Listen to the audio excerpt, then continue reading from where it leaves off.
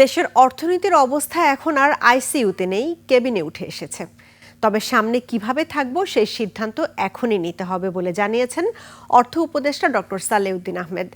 সিরাজগঞ্জে ভোটের গাড়ি সুপার ক্যারাভ্যানের মাধ্যমে গণভোট প্রচার ও ভোটার উদ্বুদ্ধকরণ কার্যক্রমের উদ্বোধন শেষে সাংবাদিকদের তিনি বলেন, দেশের সম্ভাবনার অভাব নেই, তবে আরও অনেক দূর এগিয়ে যাওয়া সম্ভব ছিল। সুষ্ঠু নির্বাচন রাষ্ট্রের অন্যতম গুরুত্বপূর্ণ বিষয়। গণভোট প্রসঙ্গে তিনি জানান, প্রয়োজনীয় কিছু সংস্কারের উদ্যোগ নেওয়া হলো, তা সম্পূর্ণ করা যায়নি। নতুন সরকার যেন তা শেষ করতে পারে, এজন্যই গণভোট।